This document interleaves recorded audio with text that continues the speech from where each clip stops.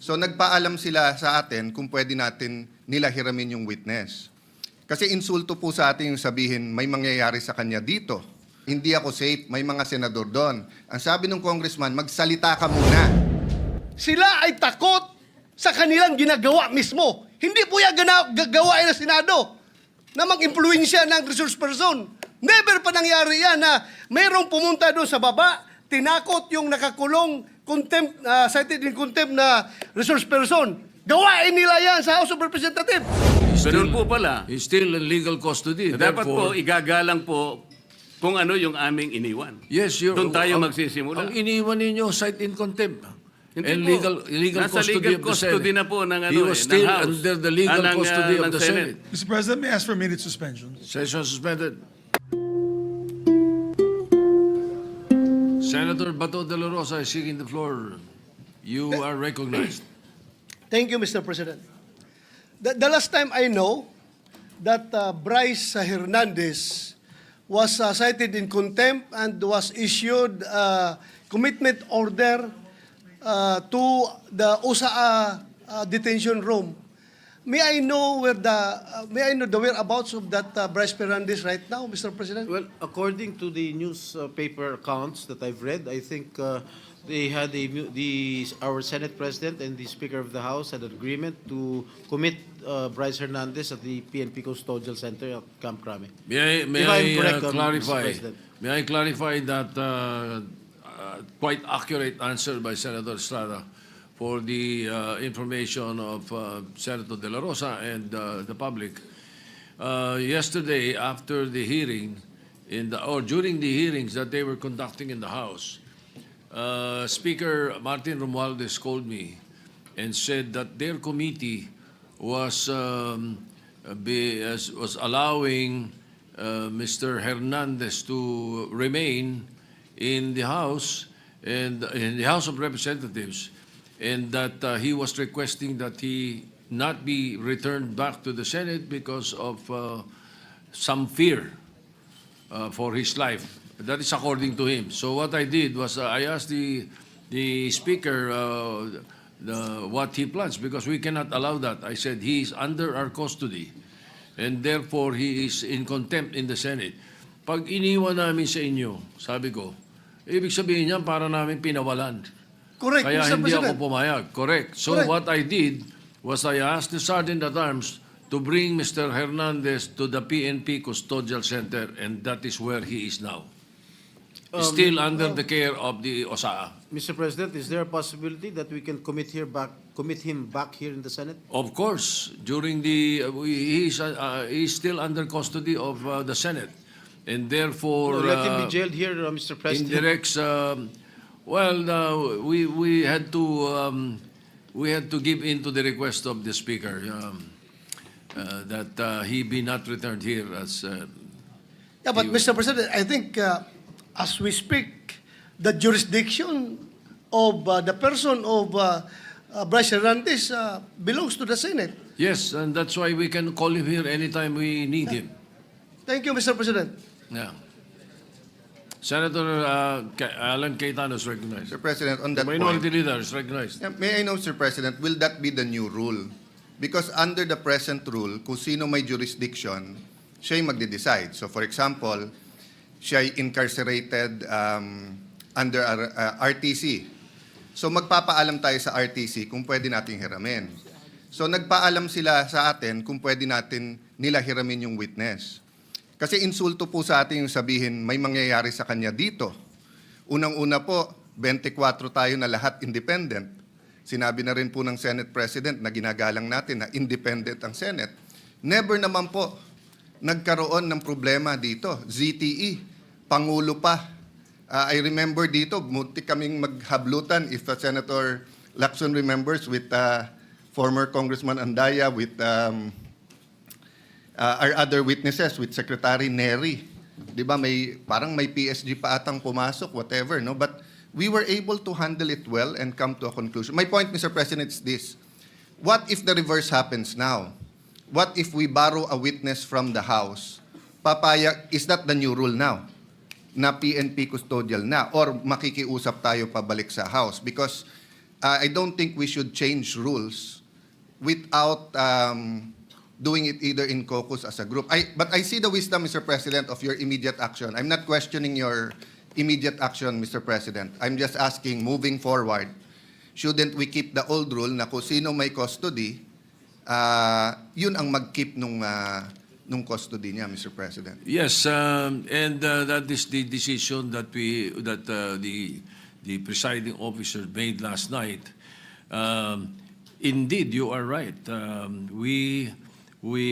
He is in our custody. Now, what we did yesterday was what we call parliamentary courtesy in accepting the proposal that he be not returned here, but still under the care of the Senate. Now, in the issue of, let's say, keeping it here, or the previous tradition that the Senate may cite in contempt anyone and keep him here. We have also placed a witness to Muntinlupa, if you will recall. Yes. We also even sent somebody to the Pasay City Jail. So I don't see any reason why we cannot commit this particular fellow to the PNP Custodial Center. But then again, I will leave it to the decision of the body. That was my decision last night. But if there is something that is a new decision that you would want, I will throw it to the body. Mr. President, I respect your decision, and I will tell you if I don't. I have always been honest and told you what I thought, no? And I do agree that certain decisions have to be made right away by the Senate President at that point. And you do not want a constitutional crisis or ayaw natin mag-agawan ng witness sa gitna ng and perception is important. Kung nakipag-agawan po kayo o tayo kagabi, it would appear na baka may katotohanan yung sinabi about senators, kaya pinipilit natin dito. The problem is, meron din kasing perception tuloy that by not having him back here, baka nga totoong ini-impluwensya natin. But from my point of view, from my limited point of view at this point in time, when he was here, no one was talking to him from the Senate panel. But according to Senator Marcoleta, he got information that the witness was being asked to single out senators there. So only God knows if Senator Jinggoy is the good one or the better one. Only God knows the totality of accusations against Brother Joel. But what do I know? I know na si Brother Joel, 2016 pa lang, 2017, when I left the Senate to go to the DFA, speech na ng speech to tungkol sa flood control eh. Even President Duterte had a speech na ang problema ko, DPWH. Never tinago ni ni President Duterte. Nandun yun po, nasa Facebook, nasa TikTok na sinasabi niya, baka may ghost project pa. 2022, to be fair to our new chairman of the committee on the Blue Ribbon Committee and the Senate President, you weren't here at that time, but I'm sure you monitored it. Tinuturo naman ni Secretary Bonoan kung bakit nagkaganon yung budget at ba't suddenly lumaki na naman yung budget. No? So the point is, Mr. President, perception here matters. Tomorrow ba or the next day, we will announce, I think Malacanang has already said they will announce a independent commission. The minority has not discussed whether we will support it or not. Personally, I support it. But just like Ferdinand Marcos Sr., he always asked the opposition for one member. Kasi kahit gaano ka-independent ang members niyan, kahit anong integrity niyan, tao pa rin yan eh. Pwedeng may agenda pa rin yung mga yan. So we will discuss in the minority. For example, kung maglalagay sila doon, do they commit? Hindi sila tatakbo for national office in 2028. Baka may integrity nga.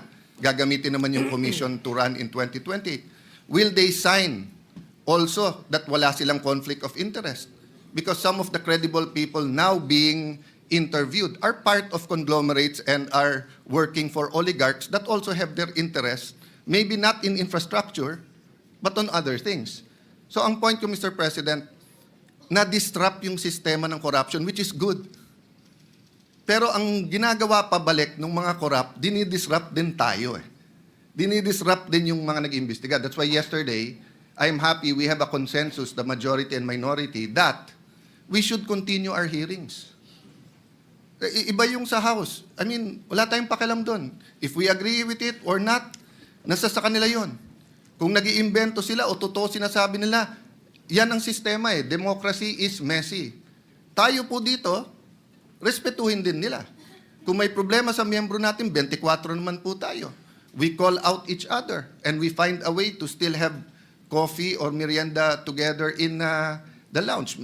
Sometimes not for 1 week because we're upset at each other. But that's the system, Mr. President. So again, Mr. President, I support, I acknowledge your right and the wisdom of deciding that last night. But personally, I don't know my companions in the minority. Personally, labanan ngayon ng perception. Tutuloy ba yung mga hearings? Sino ba ipapatawag? Kakampihan ba natin mga senador? Porque kapwa senador yon. Pwede ba magsalita yung iba? Kasi dati siyang DPWH. Kasi dati siyang speaker. Dati siyang all of this will be there, Mr. President. No? If only we could have the speeches of Senator Lacson in like yesterday in such an orderly manner. But hindi po ganun pagka pag nandiyan na yung mga witnesses eh.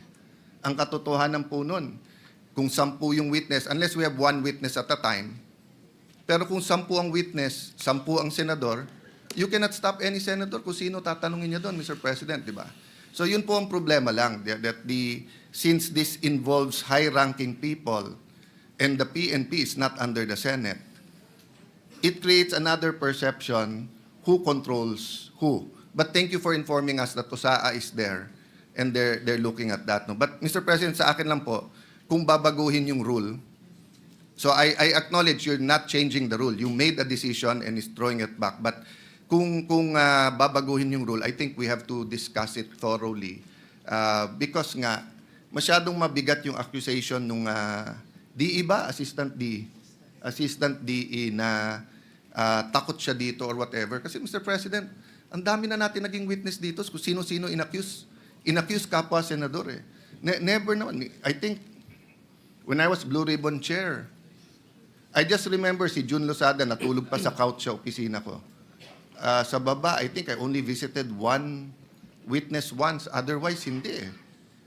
So, anyway, Mr. President, thank you for your patience in hearing us out. But may I defer to the chairperson now of the committee. Yes, before Senator Ping Lacson is recognized. Thank you, before Mr. President. With all due respect to the distinguished minority leader, there's what we call legal custody and physical custody. Lawyers know this, Mr. President.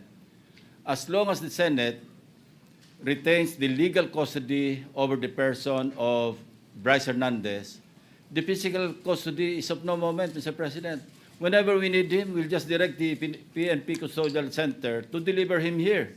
And if the House of Representatives will be needing him, they will have to ask our permission. They cannot go direct to the PNP and tell them to bring the person of Brice Hernandez to the House of Representatives.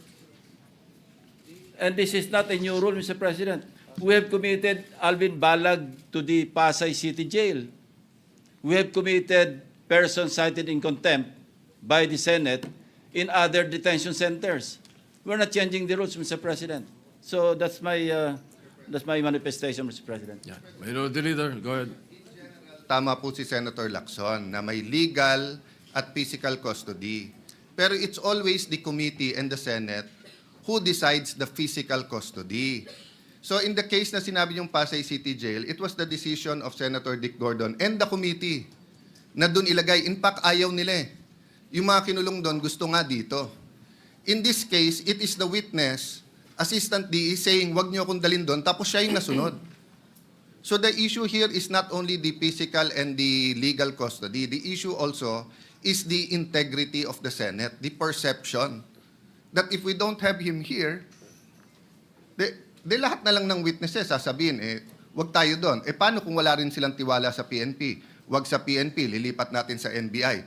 The peculiarity of this case is that it wasn't the House, nor the Senate, nor the PNP, nor the intelligence community making the request. It was the witness. I beg to disagree. It was Speaker Martin Romualdez who was asking me Yes, I Mr. did not President. talk to the witness. I did not hear him say it was only Speaker Mr. President, Martin. it was live in the hearing. Bago siya magsalita, sinabi niya, pwede ba, mga congressman, wag niyo akong ibabalik sa Senate dahil may mga, hindi ako safe, may mga senador doon. Ang sabi ng congressman, magsalita ka muna. Meaning condition pa nila, magsalita ka, saka na. That's why I think, in fairness to the Speaker, no? I don't think this is his personal I don't think he wishes. was also present. Yeah, in much the same yes, way yes. as I did not hear that. Let me clarify that, particular- Mr. President. I Yes. don't think it's his personal request. I think he was conveying it as Speaker to this chamber in the same manner na pag may request kami sa House, either the Majority Leader or the Senate President will request it. But hindi naman po alam ng tao na ang request ay formal eh. And again, hindi ko na question yung kagabi. But all over the news and live, yun po ang lumalabas. Yung witness ang nagdidikta na wag niyo ako ibalik sa Senate. Ano ba experience niya dito? Ano ba ang ginawa natin sa kanya? Di De, ba? wag siyang ibalik sa Senate for detention. Pero Yes. we will never allow that he not be brought here back Agree- when agree, he Mr. needed. President, As a but matter of fact, if you move for for him to be returned here, we will return here right away. Agree, Mr. President. Ang problema kasi gives the impression na pag dito, mapre-pressure or may kakausap sa kanya eh. Yun yung impression ngayon eh. Which I think is unfair to all of us. I'd love for him to name senators here para ma-confront natin siya. But anyway, Mr. President, Yes, I think we okay. vented I don't know the pleasure of my colleagues. No, may I yield to okay. Senator So Marcoleta? just to ventilate more on what the minority leader was saying, let me just place on record so that the public will know. You know, we have Section 6C of the rules of the Blue Ribbon Committee. It's very clear. It says a witness cited in contempt may be ordered to be detained in such place as may be designated by the committee alone or with the concurrence of the Senate President. Or either. Just on the rules. We've done this already in the past, and we have not deviated from the rules.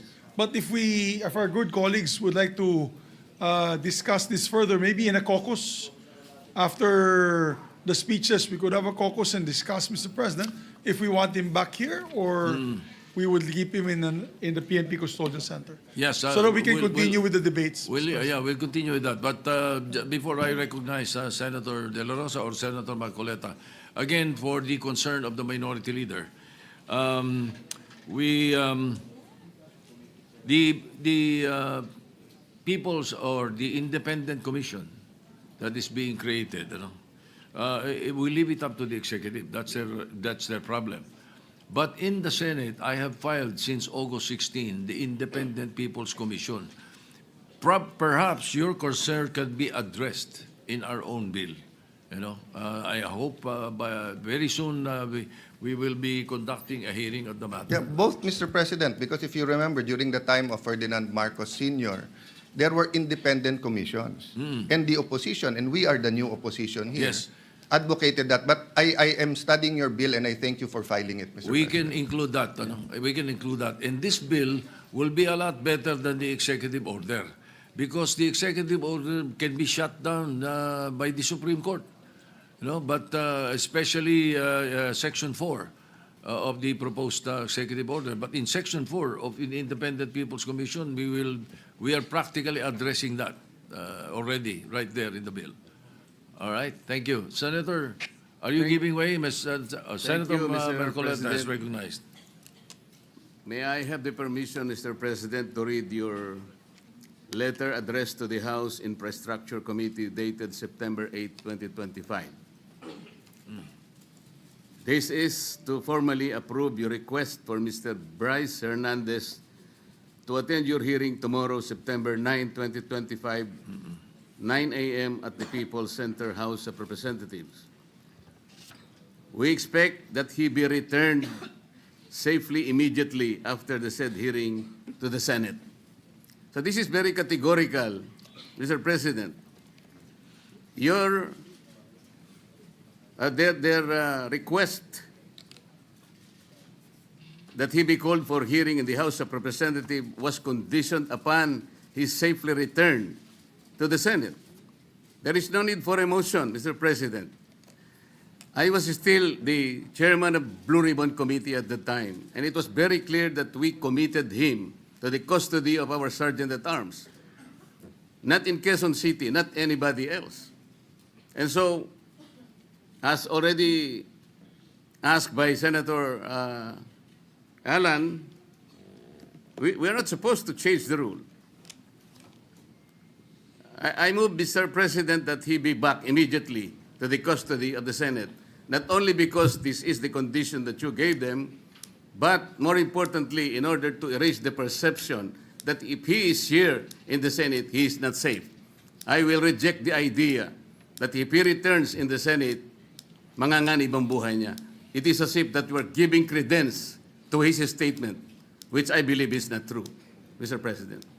Mr. President. Majority Leader? Yes, Mr. President, with due respect to our colleague, Senator Marcoleta, there was an intervention. Actually, he was supposed to come back to the Senate, but the Speaker of the House had intervened and asked if he can be kept in the House, which you did not agree. And Yes. you said that we will put him in the PNP Custodial Center under the custody still of OSA and the Senate. Legal custody of the Yes. Senate. So Still. when he wrote the letter, Your Honor, wala pang intervention. So walang kasalanan dyan si Senate President. He was going to bring him in, but we are not bending any rule. But the because the Senate request- President already has said the rule. Mr. which President, allows the us- request of the Speaker of the House of Representatives is inconsequential here. Legal or otherwise, the custody must be here. They are only asking us to lend him to their committee. The legal custody is still acquired by the Senate. And then the committee was the one who ordered him to be legally detained in the custody of the Senate. The committee was the one who did that, not the Speaker of the House of Representatives. He could request that, but we are sorry to deny that Maybe, because Mr. the President, legal custody, Mr. President, yeah. legal or physical, is still with the Senate. Mr. President, I think the points raised by Senator Marcoleta are valid. I think at that time, the witness had no fear of his life, but now he has fear of his life. We will guarantee that he's safe, even if he's in the Senate. No, that's why we're guaranteeing his safety if he's here in the Senate. But let's also be transparent, Your Honor, because I think the question there is, kung meron bang mag-iimpluwensya pa sa kanya. That Diba? was the point of the Later on. minority leader. Correct. There might be a perception that if he's here, he might be influenced by someone. That is also Correct, Mr. President. the minority leader made mention of that. And that's why I believe the Senate President made that decision to keep him in a neutral area, which is the PNP Custodial Center. But then again, Mr. President, we're a deliberative body.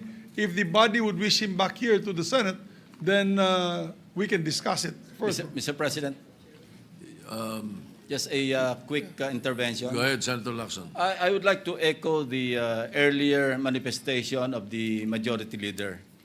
Yung letter po ng ating Senate President was valid before the intervening event occurred. So we cannot invoke the letter of the Senate President kasi wala pa yung intervening event na mayroong request from the Speaker of the House. And the Senate President, using his own wisdom, granted the request, but we have not given the legal custody of Brice Hernandez to the House. We still maintain or retain the legal custody over his person. And as I mentioned earlier, kung kailangan siya ng House, they will have to seek permission from the Senate President. Again, yes, they are not in Thank you, custody. Mr. President. Yes, Mr. Senator De La Rosa, President. yes, go ahead. Thank you, Mr. President. Mr. President, You know, Let Senator De La Rosa speak first. Go ahead. we have a very sad experience, Mr. President. Because if the reason why the Speaker requested for Brice Hernandez to be detained not in the Senate because for fear of being influenced by anybody or any member of the Senate, alam mo, Mr. President, Colonel Grijaldo nag-testify dito sa ating committee about the wrongdoings of the members of the Quadcom. Nagsumbong siya dito, Mr. President. And after he read his statement, sabi niya sa amin, Sir, can I be protected by the Senate? Dahil alam kong pinag-initan ako ngayon ng House. So, I share the information to the committee and even to the leadership of the Senate. But the following day, or the days after, he was required to appear before the Quadcom and he was cited in contempt. Nang siya ay na-contempt, kinulong siya doon. At nang kinulong siya doon, look what happened. Binubombard siya doon, pinupuntahan siya doon at sinasabihan na huwag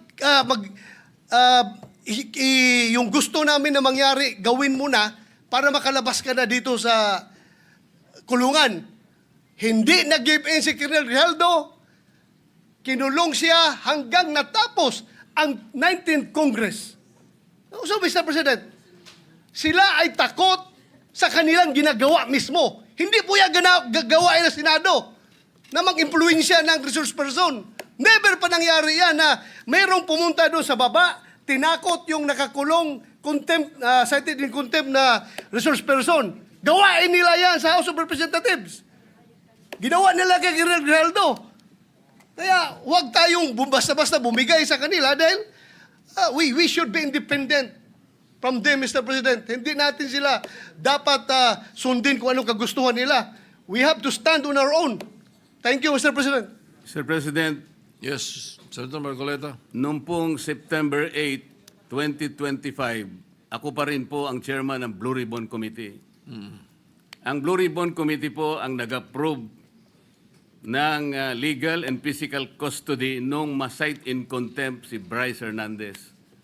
Nung makiusap po ang Speaker ng House of Representatives sa inyo, di po ba dapat nakonsulta naman ang chairman ng Blue Ribbon Committee? Dahil kami po, ginawa namin yon through the collective wisdom of the committee.